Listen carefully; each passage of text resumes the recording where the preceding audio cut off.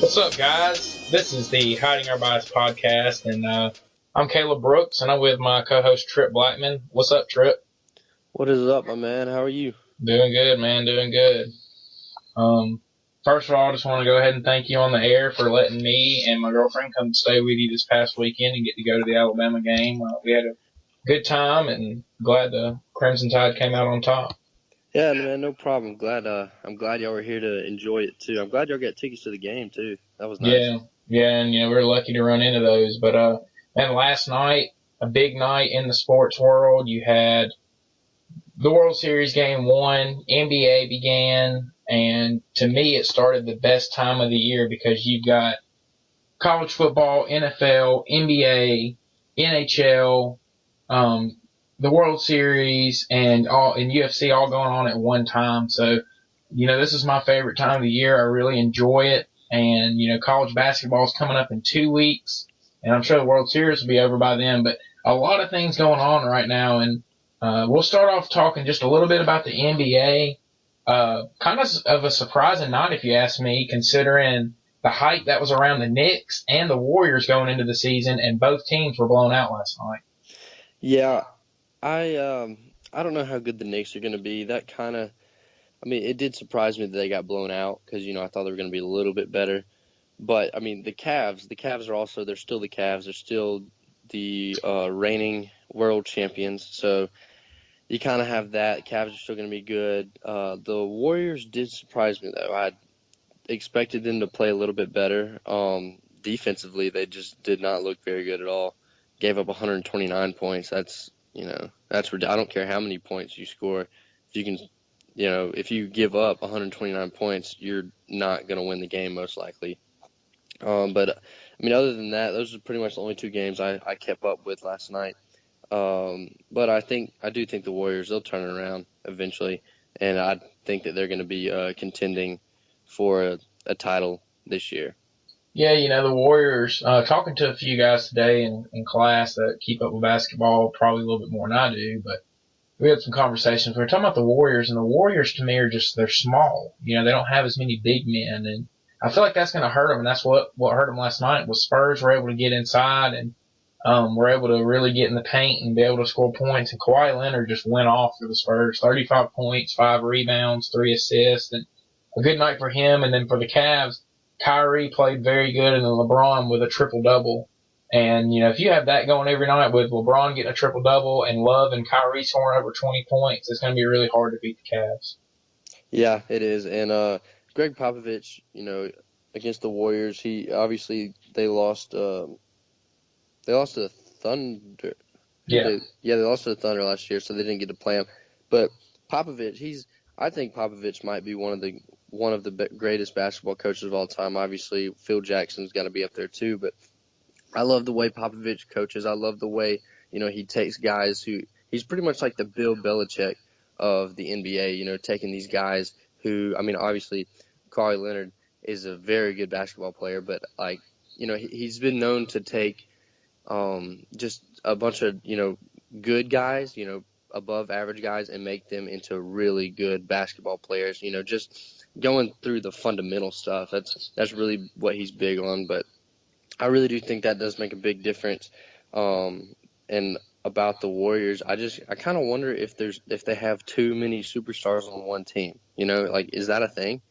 Yeah, there's only one ball to go around, and they just kind of seemed out of sync last night. I know me and you were watching the World Series a lot, and I would switch over every commercial break to catch the basketball games, and I got to see both of them. But it just looked like the Warriors weren't in full sync last night, and they do have a bunch of superstars that are expected to perform each night, and it just looked like last night that they weren't on the same page, and it's gonna be really interesting to look going forward at how that changes and if it can change. And it's like I said earlier, though, I really just don't think that they have a good big lineup to where they can match up with teams like the Spurs who have good people down low. And I feel like that's where they're going to get hurt this year is teams that are able to get down low on them and score points in the paint.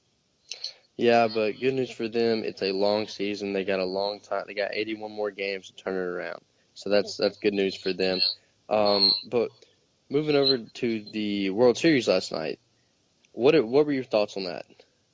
Kind of went the way I expected it to. I thought the Cubs would score, but once I saw Kluber in the first few innings, I didn't expect him to score. And, Kluber threw the ball very well last night. His ball had a lot of life to it. It was moving each direction. He had a good cutter, had a good breaking ball. His fastball was probably moving a good 18 to 20 inches across the plate, which is a lot. I mean, I know he threw one to Dexter Fowler one time that he wasn't going to touch it. It was basically coming out of his chest and ended up in the other batter's box. And, he had a lot of life to his ball. Lester, not as much. And that's what ended up hurting him. And, the Indians capitalized on a lot of good situations. They got the bases loaded with 2 outs in the first, was able to score 2. They hit a solo home run, and then in the 8th, which this was surprising to me, that was the first 3 runs that they have scored after the 6th inning in this whole entire postseason, and they've only lost 1 game. But, they hit a 3-run home run that sealed the deal. And, I picked the Indians to win the World Series once this matchup got set up. I feel like they're the hottest team. And, I think we'll know a little bit more tonight when you have Bauer and Arrieta going at it. And if Arrieta's able to bounce back and get the Cubs a W tonight, it could be a different story with them going back to Chicago with a little bit of momentum. But I kind of look for the Indians to be able to hit Arrieta, because since Arrieta lost his win streak, he's been good, but he hasn't been as dominant, and teams have been able to hit him. And, I kind of think that the Indians are going to go to Chicago up 2-0. Yeah, I think, I actually think that the Cubs win tonight. I think with Arrieta on the mound, I think, the Cubs will be, I think that'll help the Cubs offense a little bit better. Obviously, Jason Hayward's still not in the lineup, which I think that's a great move still, even though, obviously didn't help him out any last night not having him. I think Jason Hayward's really overrated, or really overpaid, I should say. But I think that the Cubs win tonight. Really, last night, to me, Lester just did not look mentally ready. He did not look prepared at all. There was that one. Yeah, he looked a little shook up. He refused to throw the ball over to first base, which was really surprising to me. He looked kind of shook up on the mound. Yeah, it was pretty much that was the point that I kind of realized that he might not be in this mentally. He made a few mistakes on the mound that really cost him some runs. But I thought that Kluber looked incredible. He threw an incredible game. He looked like the 2014 Cy Young winner is exactly what he looked like. Very happy with his performance. Andrew Miller threw outstanding. Again, no surprise with that one. But it was Miller, it looked like he was using like magic on the ball, like just making it break, making it cut. I mean, it was ridiculous. I loved watching those two pitch last night. Yeah, I think the most interesting thing going into tonight is going to be if Miller can go tonight or not after throwing 50 pitches last night. He put himself in a lot of bad situations, was able to get himself out of it, but, had a few walks, which we're not used to seeing from him, and he was able to work his way out with the just nasty slider that he had. And, when you can throw 96, 97 and come off with an 84, 85 slider, most of the time you're going to be unhittable, especially when both of his pitches move the way that his do. So, Miller threw the ball really well, came in, and then the Indians, I think adding 3 in the 8th is what really kind of just depleted the Cubs. I think that they maybe thought they had a chance of coming back before that. And once they went up 6-0, I think everybody kind of saw that Cleveland was going to run away with that one. So it was a good night in Cleveland last night. The game tonight has been moved up an hour due to rain, so it's going to be really interesting to monitor the rain and see if that plays into effect in anything tonight. But, it looks like it's going to be a fun series so far, and, we'll find out more tonight if the Cubs can come back and get a dub. But I think one interesting thing to note before we move on here is Francona. Now, he is 9-0 as a manager in the World Series, and to me that's pretty remarkable. That's crazy. Yeah, it is. Like, to be 9-0, and I saw, I think it was Joe Torre leads the for most consecutive wins in the World Series. I think Joe Torre leads that list with like 14 or something. But I mean, still, 9 World Series wins in a row. That's 2 sweeps and one. That's just remarkable. I don't know how else to explain it, honestly. Yeah, I think what you're saying is you're seeing the experience that Francona has as a manager playing into effect, whereas Madden doesn't have as much experience in the World Series. He's made it before, but wasn't able to win it. And Francona's been there. He's won it. He's never lost a game there. And, you can tell his players have a little confidence because of that. And the Indians are just playing really well right now. And they've been playing really well since the Cavs got going in the NBA championship. And it's just been a lot of momentum in Cleveland besides with the football team. But, with baseball, they got hot and they've never looked back. And I think that's pretty remarkable to me is the Indians were not, I think they were, 7 games back when they started this run, and then they ended up finishing first in their division, and now they're in the World Series. So it's been a good run for them, and, they've done it without a few key players as well. And, I thought Schwarber came back and swung the bat all right last night. He had 2 strikeouts, but he did draw a walk from Miller his first time and was able to hit the double off the wall. So I think that is good news for the Cubs that it really didn't look like Schwarber had missed a beat coming in there and able to knock a double off the wall and put the bat on the ball a little bit. Yeah. Before we move on, I am taking the Indians in 6 games. What's your prediction? I had the Indians in 6. Indians in 6, so we both got Indians in 6. Well, maybe we'll be right. Maybe we'll be more right about this than we have been on our football picks over the year. It's been a wild year in football, and we'll look back real quick on last week. What were your takes from last week? Takes from last week. Alabama kind of surprised me winning by that much. They still didn't cover the spread, but that kind of surprised me. Gosh, I'm drawing a blank. I can't really remember all of what happened. Ohio State got beat. Do what? Ohio State lost. Yes, Ohio State lost. That was wild.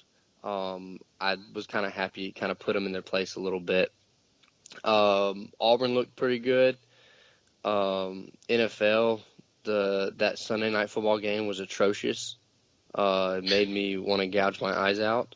What do you think? Monday night wasn't much better. Yeah, but the Sunday night one was who was it? The Cardinals and Seahawks. And the Seahawks. That was terrible. Yeah, and then you had both kickers miss field goals to win the game. And it's like neither team wanted to win it. I know. What did you think? I want to know what you thought about the Auburn game specifically. Well, it hurts me to say this, man, but Auburn's pretty good. I think if you're an Auburn fan, you have to be really happy with the improvements that your team has made. They've made a lot of good improvements, and as an Auburn fan, you should be very happy because I think they were one play away from quitting on their season, and I think if the LSU play goes the other way, I think that the team might have quit on Malzahn and quit on their season, but it gave them some momentum, and they've played pretty well since. And, I've made some comments on Twitter about they haven't really played anybody, and I still kind of believe that because since then they've played ULM and Mississippi State and then Arkansas, who is playing their 8th straight game while Auburn's coming off a bye, but Auburn looks really good. And, it's not like they're barely winning these games. They've dominated these games, and they've played really well in defense, and their front 7 is very, very good. And, I would compare it to Alabama's front 7. I really would. They've got some veteran guys. They've got some young guys that are playing well. And I think if you're an Auburn fan, you have to be really excited. And I got them going 9-2 going into the Iron Bowl this year, which is a lot better than a lot of people had them earlier this year. So 9-2 going to the Iron Bowl. I think they win this weekend. We're not picking that game, but I do think they go to Ole Miss and win. I think Ole Miss is quitting on their season, but I'm not going to say that's the reason Auburn wins. I think Auburn goes in and dominates and plays well. And, they're playing really well, which is scary for other SEC teams. And, I just think that Auburn has found what they want to do on offense. I think Rhett Lashley's done a very good job of calling plays. And they found their identity. They know what they want to do. And when you do that, you become a good team. And they've figured out that their way to win is to pound the ball out. They've done it. And they've played really good defense. And so